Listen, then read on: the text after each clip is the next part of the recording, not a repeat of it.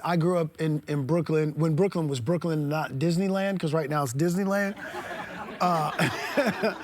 When I was 8 years old, I saw the first person I ever saw get murdered 10 feet in front of me. My father got incarcerated when I was 13 years old. At 14 years old, I had a gun put to my head while they robbed my best friend of his leather bomber jacket. You grew up, teenage years, most important years, Yes. without a dad.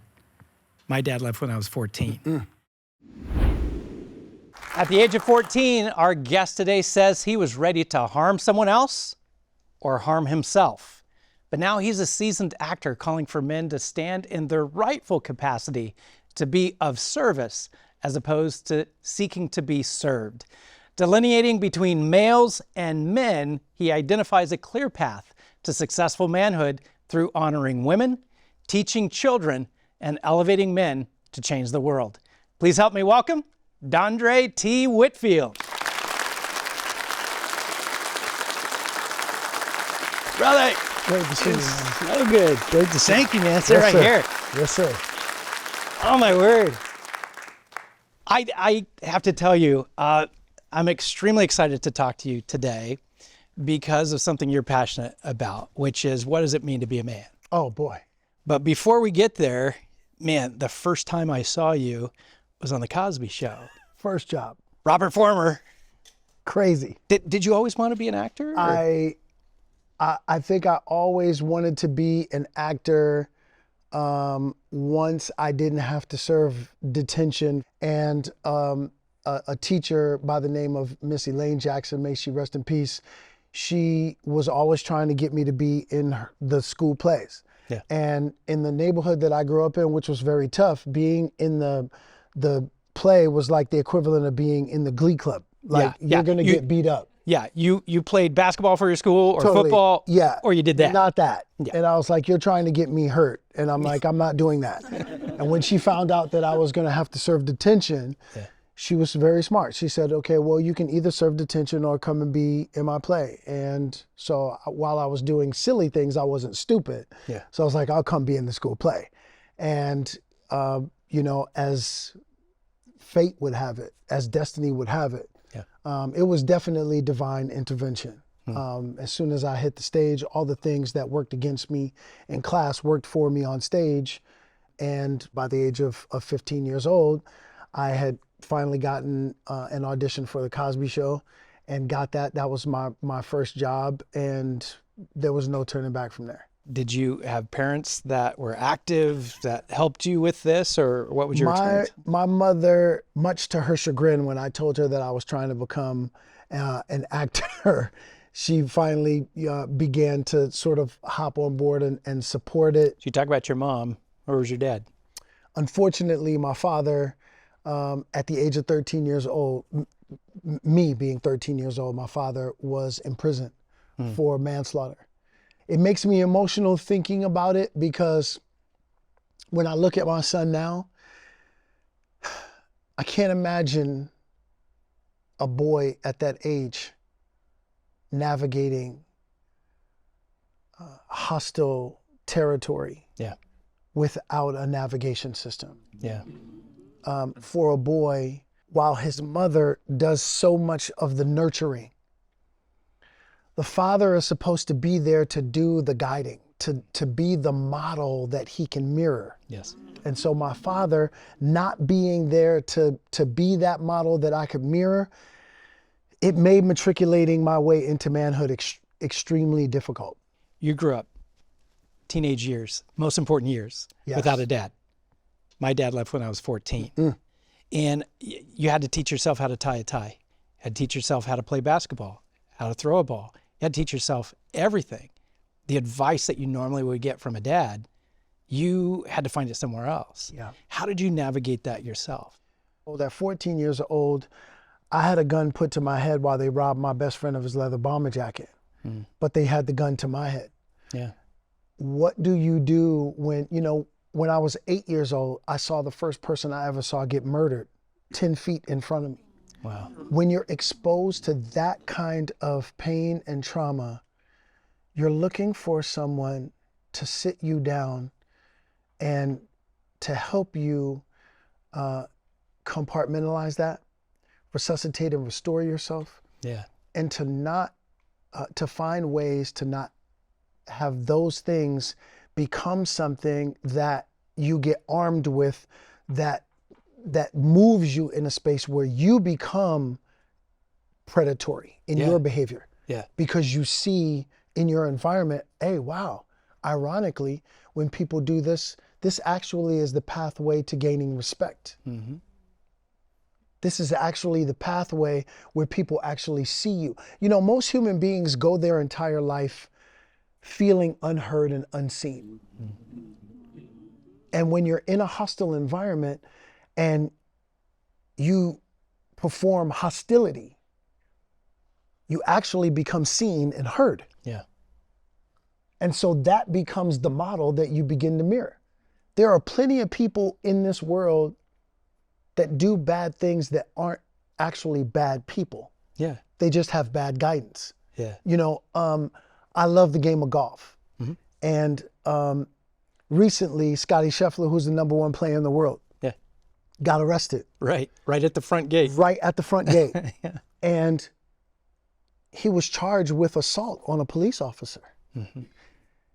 And I posted this, I said, I hope our country is paying very close attention. Because what this clearly says is that you could have an encounter with law enforcement and not be a bad person. You can hear the word assault on a police officer. And I have the greatest respect for anyone who dedicate themselves to being of service to our community. I have the utmost respect for that. Yeah. And so when you hear that another man is alleged to have assaulted a police officer, it immediately makes you think that this has to be the dregs of society. Yeah. Until they look like you. Because now you can recognize the humanity in them. Yeah. I want us to unpack this because you're saying some powerful things and you've got so much more, but we got to take a break. Yeah. And when we come back, we'll hear how Dondré used his pain to write a playbook for manhood. Stay right there.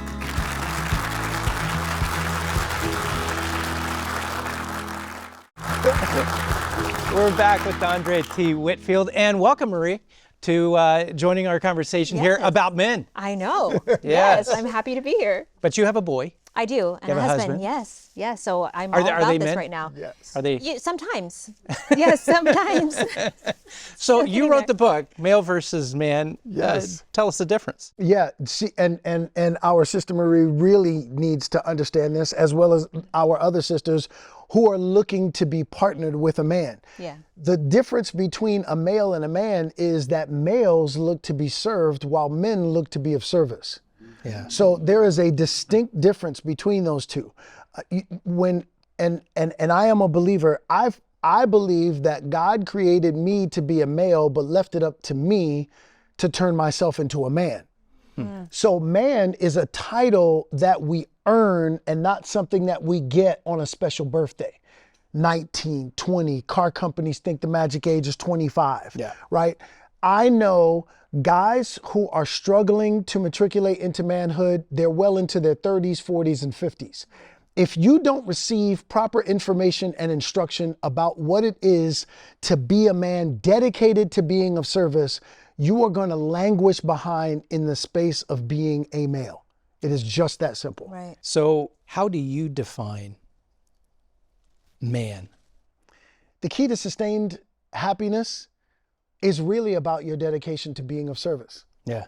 Our sisters as well, because at the end of the day, we're really here to move the needle for humanity in a very special way. If you believe at all that you were created to be something, I don't know specifically what your purpose is because I don't know your story yet, but let me tell you why you're not here. You were not created for you to simply have a 9-to-5 job, pay your bills, trash yourself on the weekend, hope you survive, and then do it all over again on Monday through Friday, trash yourself again, hope you survive to do it all over again. There's no way that the divine creator created you to simply live that life till you die and then have that be written on your tombstone. Yeah. Yeah. It's just not possible. Yeah. So if we believe in a divine creator, we have to believe that there was a purpose for us being created. Now, the reason why the vast majority of us don't know what our purpose is because your pain will inform your purpose. I wrote Male versus Man because I was in pain about what? My father. Yeah. My father was not here to be the model that I could mirror for me to know how to matriculate from being a male into being a man. And I never wanted another male, another dude to try to figure out, wow, I don't have a playbook. I don't have a navigation system. I know how painful it is to make that transition. So what I wanted to do was I wanted to write a playbook so that our brothers could have and say, hey, here's how to do that. And then for our sisters, equally important for them too. Why? Because if you're looking to find an appropriate partner to be with in life, you have to know the difference between whether you're dealing with a male or a man. Right. That's true. What is the difference? Wow, this guy seems to really be serving himself a lot. Male, Yeah. get out, abort mission, like pull the cord, like we're Run while you parachuting, can. we're out of here. Yeah. But if that guy, if you see him looking, his practice is constantly looking around to serve his community, to serve his circumference. That's a man. If you are a believer and you know that you have a divine creator, your divine creator created you to be here for a purpose. And if you're a man, that is to be of service and not to be of service to yourself. Yeah. I love that. I've always, because I deal with a lot of people who say, how do you discover what your life purpose is? Yes. And I tell them it always has to do with how you love a specific group of people like nobody else. Yeah. It's all about service. I've known Dondré forever, literally like a big brother. Love you.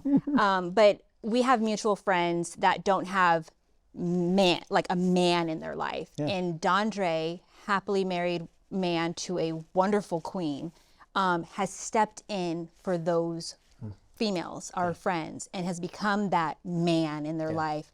But I wanted to bring that up because our children are both the same age. I have a daughter, he has a son, and I saw this the other day and I just wanted to praise you on this. I took our kids out and his son opened the door for my daughter. And I came home to my husband and I said, I feel safe with a young man out there in the world, with my daughter. Because, it's the age where they need to be taught these things. My daughter needs to know this is a man and this is a boy, and so she's starting to see that, and I commend you. And so there is no age to learning this thing. Yes. Yes. I tell him verbatim, I am your drill instructor for manhood. Every single day. Every day, as far as manhood is concerned, the buck stops right here. Your mom is free to give you everything that she needs to give you in order to round you out and to shape you out. But my job is to be here to shape you up. So at the end of the day, when I hear that, it really makes me emotional because my father, may he rest in peace, we reconciled before he left this earth. And what I realized was that my father really turned his life around in prison. And that my father would have become a great man had he had great information and instruction. Yeah.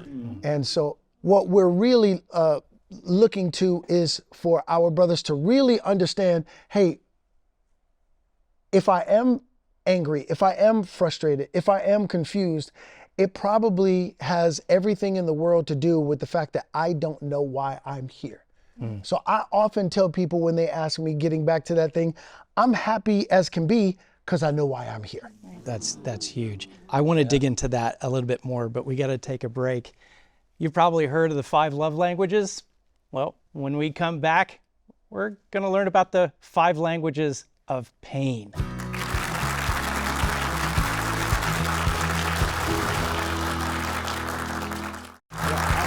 I'm ready to go right now. I hear you. We're continuing our conversation with Dondré T. Whitfield. Dondré, you don't talk about the 5 love languages. You talk about the 5 languages of pain. Yeah. What do you mean by that? Well, think about what drives you to do many of the things that you do during the course of a day. It's you dealing with pain. Yeah. And so I wanted to get our brothers, particularly for us, undisciplined testosterone mixed with highly charged emotion is probably the most dangerous thing on the face of the earth. Yeah. That's the truth. Yeah. And what I wanted our brothers to know was to figure out certain touchstones to get them to understand why they do the things that they do and to understand what's actually going on with them as they're experiencing it in real time. So I came up with the book of Lucas, right? And because I'm a godly man, and so in reading chapters, of the good book and coming up with something that people could remember. And so the book of Lucas is an acronym for lusting, unforgivingness, cursing, anger, and sarcasm. And each one of those is a point of pain that many of us feel. So lusting is the passion of pain. Unforgivingness is the memory of pain. Cursing is the vocabulary of pain, right? Anger is the emotion of pain. And sarcasm is the humor of pain. And so every single time we get into one of these areas where we, are entrenched in lust or unforgivingness and all of those things, each one of those, we're feeling a very specific thing. One day, I said to my son, because he did one of those things that it really activated me in the worst way. Brooklyn way? Yes. So in the book, I talk about there's two versions of myself. There's disciple Dondré, who's here now. And then there's Brooklyn Dre, who's just right back here. And if anything bad were to happen or anything that angers me, he will pop out and go, "You need me to handle this?" and I'm like, no, that's okay, Brooklyn Dre, you stay back, because when I let him get involved, then we got to get bailed out. Yeah.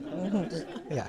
So there are two versions of myself, and I'm constantly in a battle with that version, who really, if we're really telling the truth about it, that version of me is just sticking around to make sure that nothing hurts disciple Dondré. Yeah.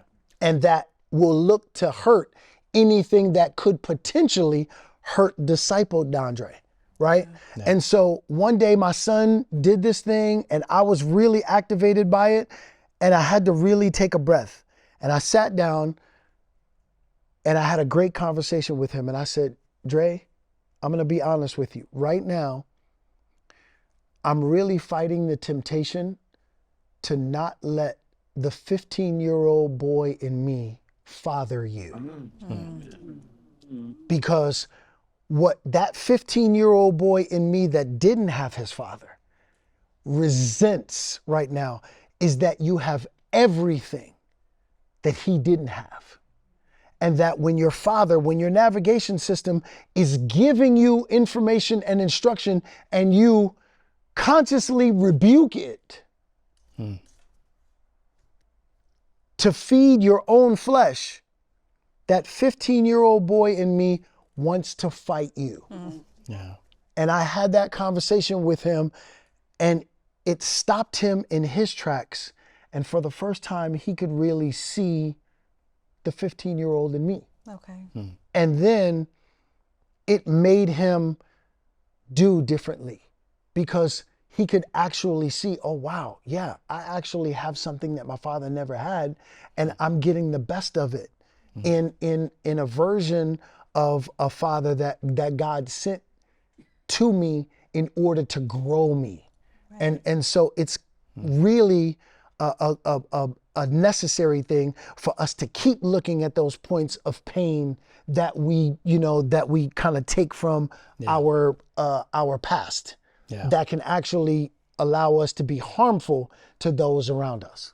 half an hour is not long enough with you, so we got to have you back sometime. On the next lifestyle. Yeah, we got to have you back sometime. Indeed. Thank you so much. Of course. For sharing with us such powerful. It's not information. It's truly instruction for how to live your best life. Agreed. I want you to stay tuned because when we come back, I have some words of advice for the men out there on how we can empower one another and not dominate.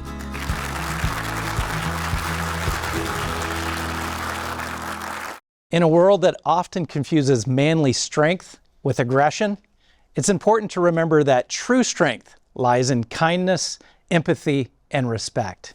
As men, we have the ability to be pillars of support for those around us, to offer a guiding hand and a shoulder to lean on. Being a man is not about dominance or control, but about strength of body, mind, and spirit. It's about using your innate qualities to lift others up, to protect, and to honor. And let's not forget about the ladies. They're our partners in this crazy ride called life. So let's honor them by listening and giving them the respect they deserve. My brothers, let's stand tall in our masculinity, not to dominate, but to empower.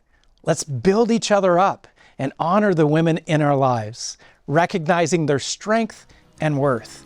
Together, we can create a more balanced and harmonious world for all. And remember, just in case no one has told you yet today, I love you, and I know your tomorrow can be even better than today. So keep growing.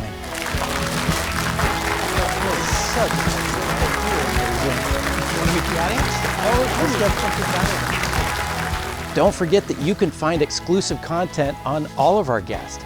Check us out on social media using the handle Lifestyle with Roy.